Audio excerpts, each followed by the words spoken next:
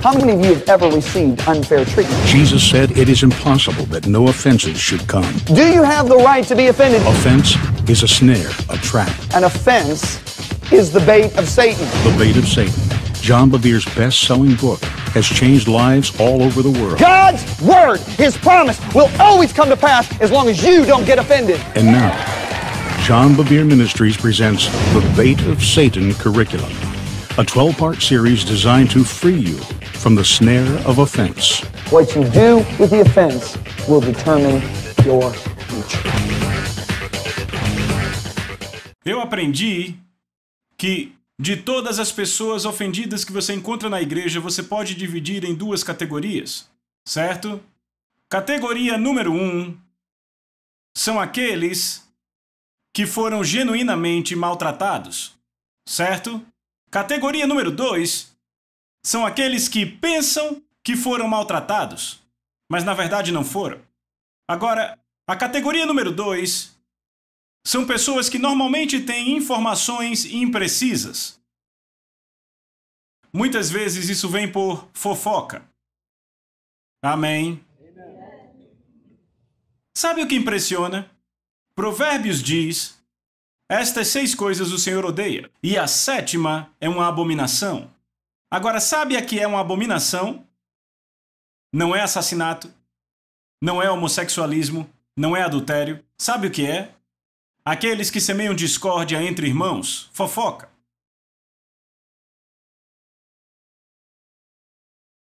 A fofoca deve ser tratada como arsênico, é veneno. Seus ouvidos não são latas de lixo. O seu coração não é um aterro sanitário. Guarde-o. Cuide do que você está ouvindo. E corte quando começarem. Estão falando do seu pastor, corte.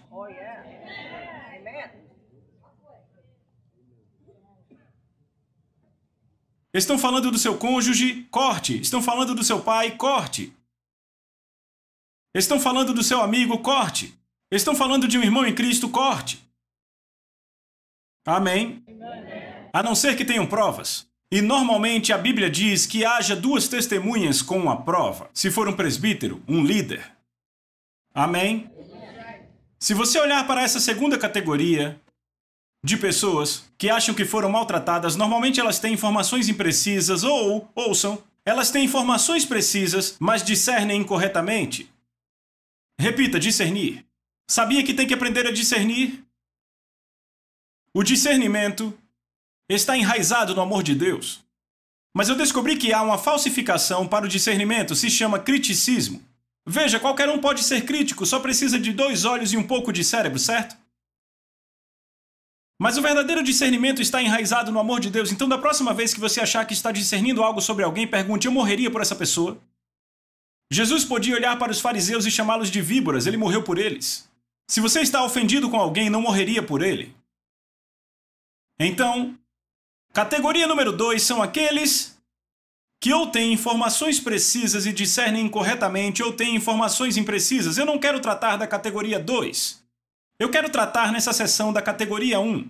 E se você foi genuinamente maltratado?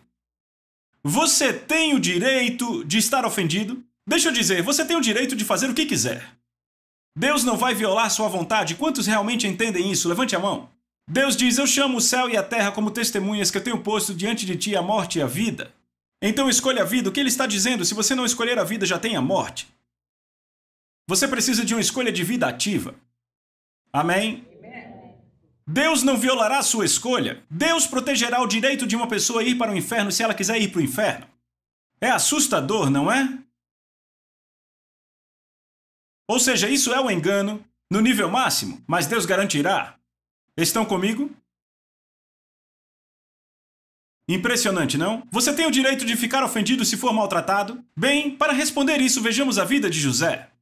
Eu quero passar pela vida de José com você. A maioria conhece a história. Mas sabe, eu quero passar por ela com vocês e quero destacar alguns pontos que eu acho que são belas verdades para o tempo de hoje.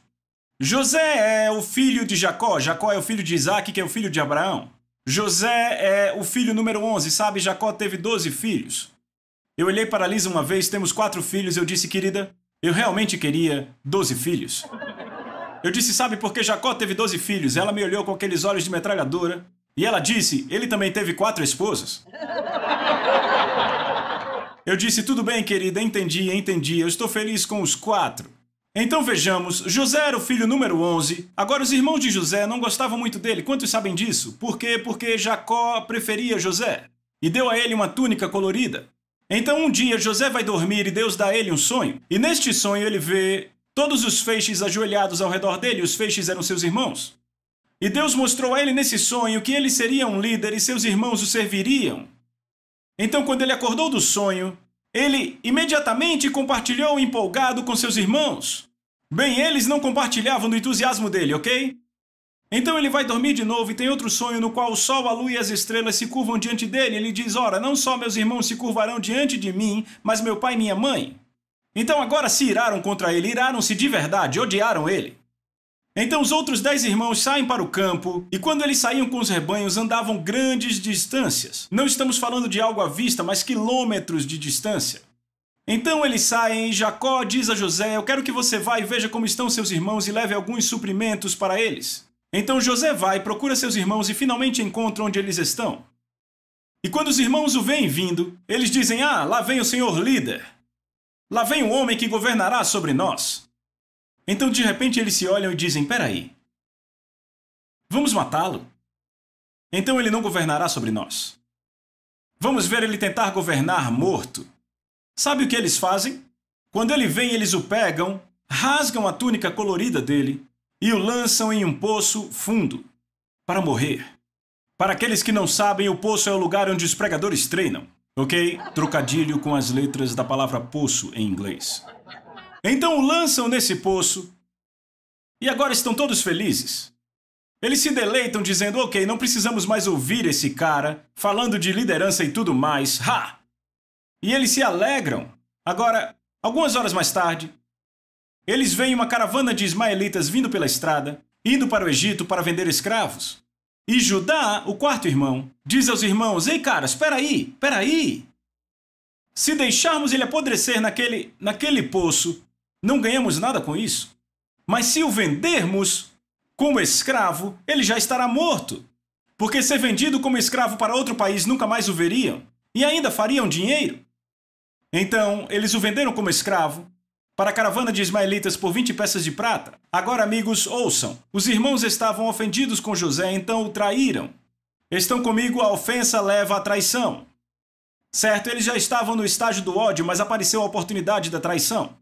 Então agora José é levado ao Egito, ele é vendido como escravo, para um homem chamado Potifar. Potifar era um dos oficiais do faraó. José agora será escravo pelos próximos 10 anos desse Potifar, esse egípcio. E a questão é, você tem que entender, então ouça com atenção, eu sei que a maioria aqui conhece a história, e você sabe o final. Mas por favor se coloque no lugar de José, você não sabe o final.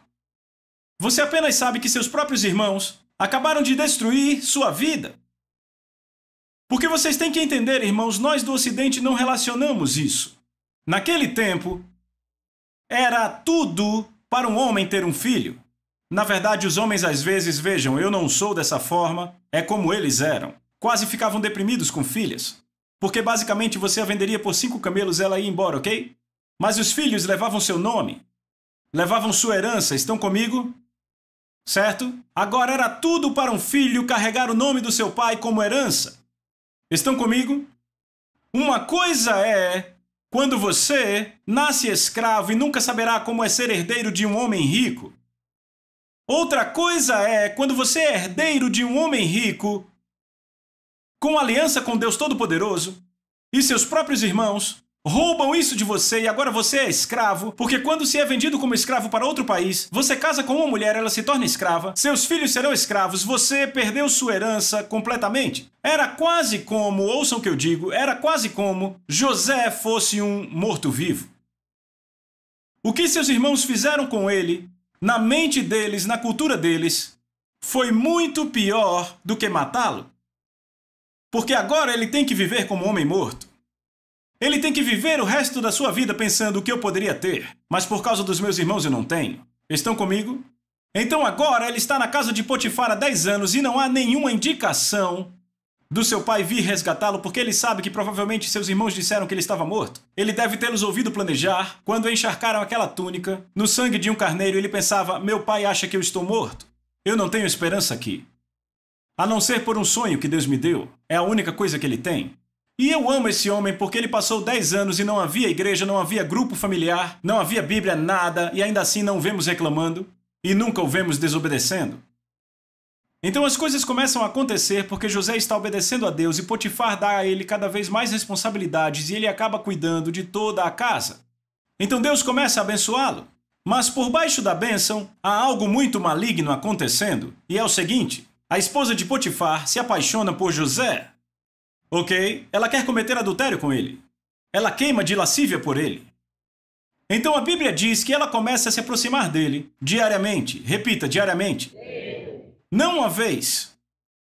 Não 2 vezes, todo dia. Agora, ela se veste com o melhor e usa o melhor perfume. E tem um espírito sedutor até a bola do olho. Entendem?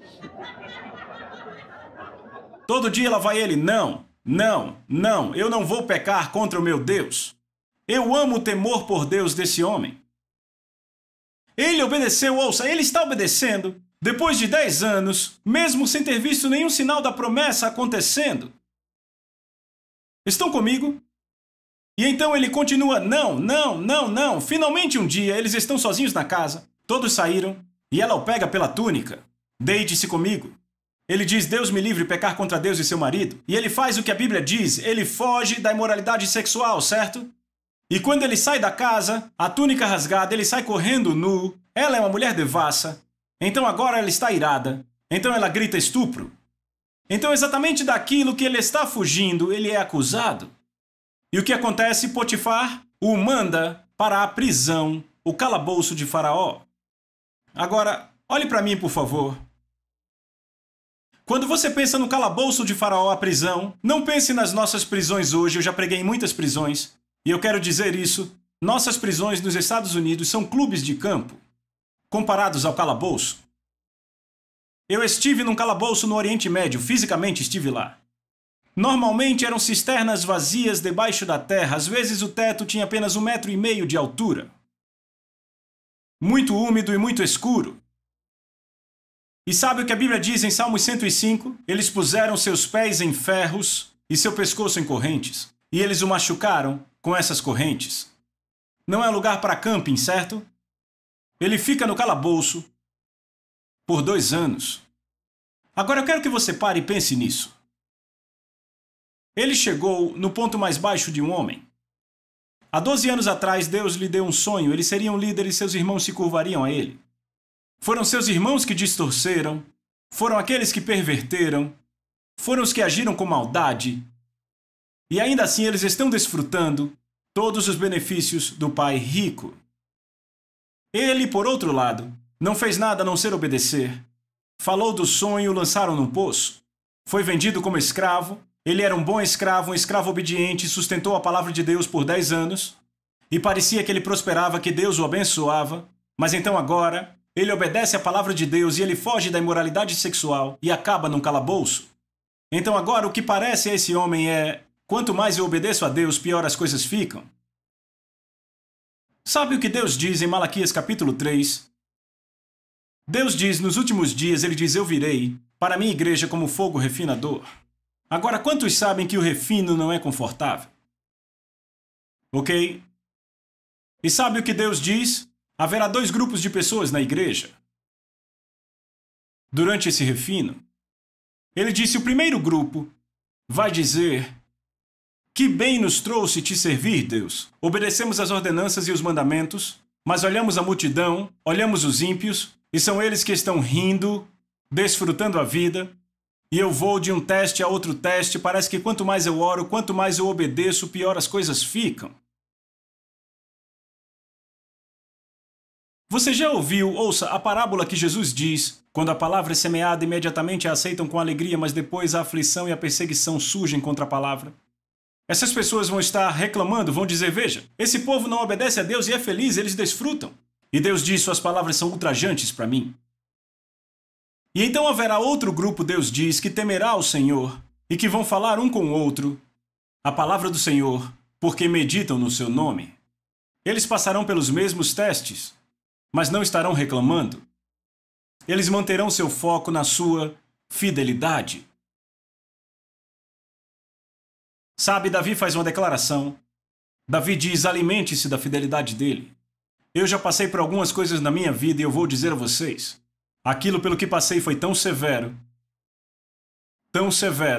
que ficar nas promessas que ele fez para mim já não me alimentava mais.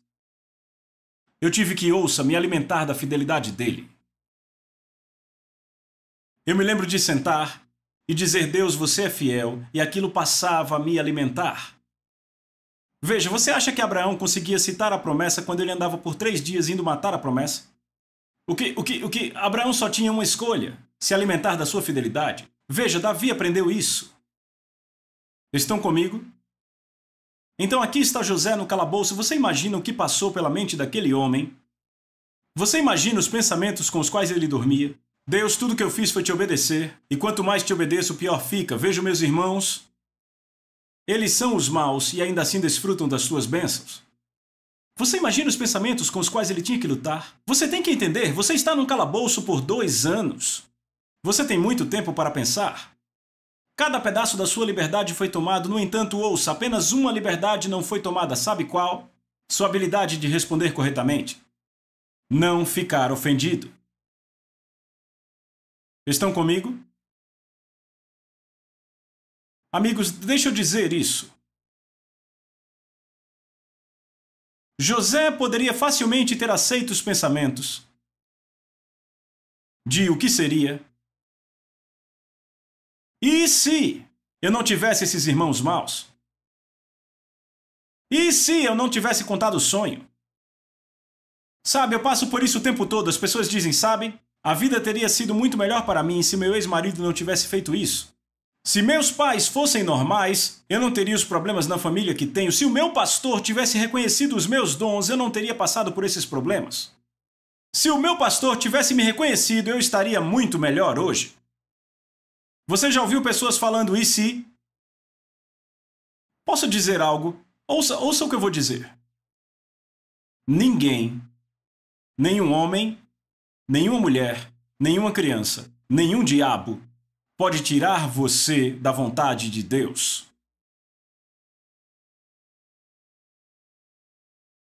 Eu quero que isso desça, eu vou repetir. Nenhum homem, nenhuma mulher, nenhuma criança te tira da vontade de Deus.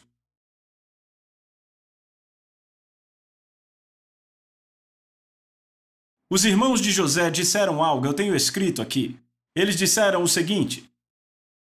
Fizeram uma declaração dizendo: agora venham, vamos matá-lo e lançá-lo em algum poço e veremos o que será dos seus sonhos. Isso é Gênesis 37, 20. Foi o que disseram. Vamos destruir o chamado na vida dele. Ninguém destrói o chamado de Deus. Só uma pessoa pode fazê-lo. Todos, pegue o seu dedo e aponte para você. Você é o único que pode destruir o chamado de Deus em sua vida. Os filhos de Israel foram chamados para ir herdar a terra prometida. Eles ficaram reclamando por 1 ano. E foi a vontade de Deus que eles ficassem no deserto por 1 ano depois de sair do Egito. Porque 1 ano depois foi quando Deus disse a Moisés: envie os espias à terra prometida. Então por 1 ano ficaram reclamando. Agora eu vou dizer algo a você, olhe para mim. Deus odeia reclamação. E você deve tratar a reclamação como veneno. Porque é exatamente o que é. Sabe o que a reclamação diz a Deus? Deus, eu não gosto do que você está fazendo na minha vida. Se eu fosse você, eu faria diferente.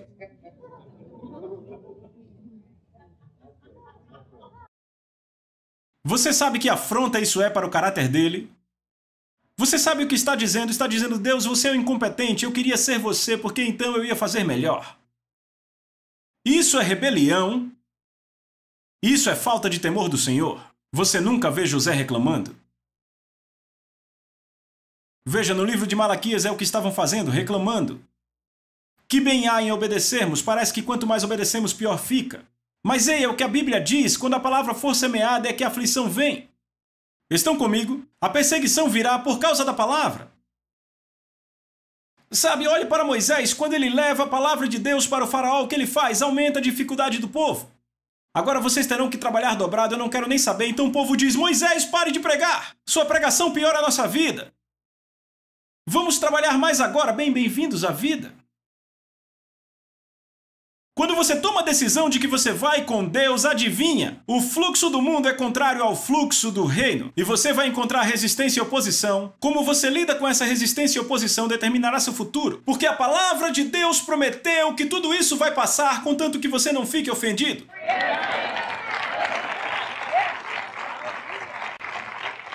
José está naquela prisão e ele poderia estar pensando, sabe? Se não fosse pelos meus irmãos, eu seria um líder hoje. Você consegue imaginar o pai? Você pode imaginar o pai quando aqueles irmãos o lançaram no poço e o venderam como escravo? Você imagina o pai? Ei, Jesus, você tem um plano alternativo? Nós o queríamos como líder, mas seus irmãos o venderam como escravo. Minha nossa, eu não estava esperando por isso. O que vamos fazer? Deus sabia que eles fariam aquilo. Antes de ele dar o sonho a José, ele sabia mesmo antes de ele nascer. Porque Deus conhece o fim desde o começo. Mas ainda assim respondemos a certas situações e pensamos que é assim que Deus vai responder a elas. Sabe, você consegue ver Deus olhando para Jesus dizendo, Jesus, o que vamos fazer? Sally tem 34 anos e ela ainda não casou porque eu queria que ela... Ei, ouça! Porque eu queria que ela casasse com o Jim, mas Mary, a melhor amiga dela, fofocou dela para o Jim e o Jimmy não casou com ela. Minha nossa, temos outro solteiro disponível para casar com ela? Ah, por favor, Jesus. Tem que ter alguém. Não é assim. Você acha que é assim que Deus responde? Jesus, o que a gente vai fazer? Fred foi demitido? Minha nossa, despediram ele. Será que tem outro emprego disponível para ele aqui?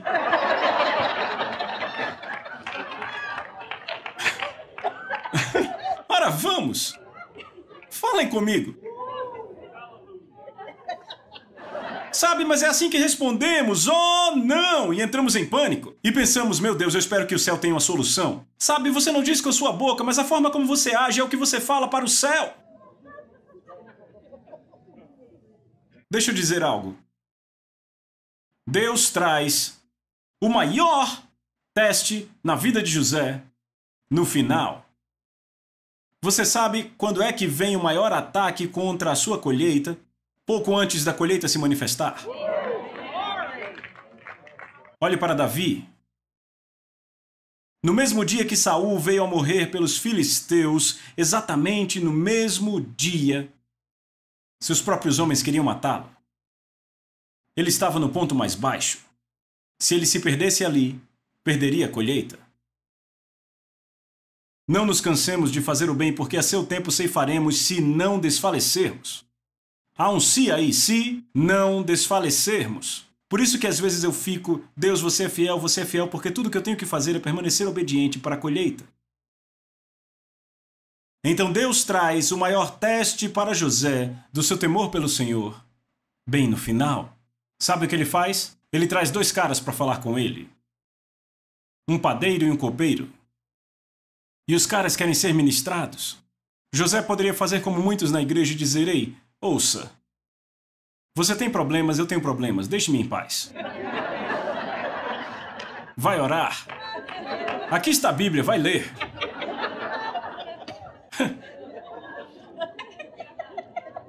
Agora, qual foi o maior teste dele? Ouça, qual foi o maior teste dele? O maior teste foi esse. Deus traz dois homens para ele para serem ministrados, ok? O teste é esse.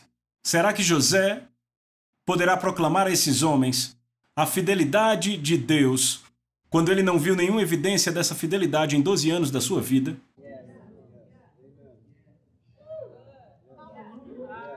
Vamos, 12 anos atrás ele teve um sonho do céu que disse que seus irmãos o serviriam.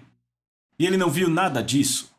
Porque sendo um escravo estrangeiro lançado no calabouço por estuprar a mulher de um oficial do rei, te deixam lá para apodrecer. Matar você é muito fácil. Eles querem que você sofra, então te dão água e pão suficiente para você viver porque querem que você sofra.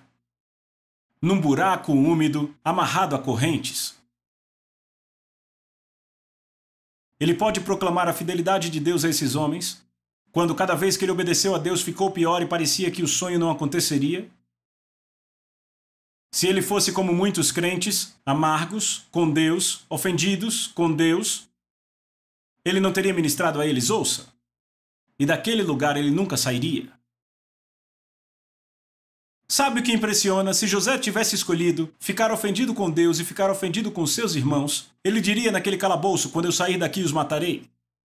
Sabe o que é impressionante? Se ele os tivesse matado, teria matado 10 tribos de Israel, incluindo Judá, de onde Jesus e Davi vieram.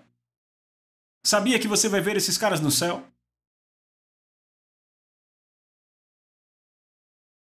Então, ele ministra ao copeiro e ao padeiro. Deus restaura o copeiro. O padeiro é decapitado, o copeiro é restaurado. E um pouco depois, Faraó tem um sonho. E o copeiro diz, eu lembro desse homem, esse garoto hebreu que andava com Deus na prisão. José é trazido, interpreta o sonho. Faraó faz dele o número 2 no comando de todo o Egito. E a fome domina todo o mundo, e lá vem os irmãos de José. E o que ele faz? Ele os abençoa.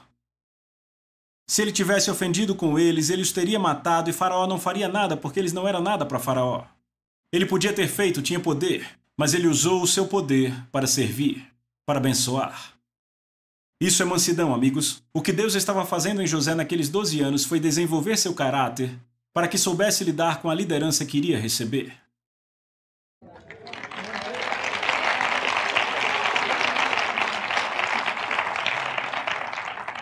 Não pegue a isca.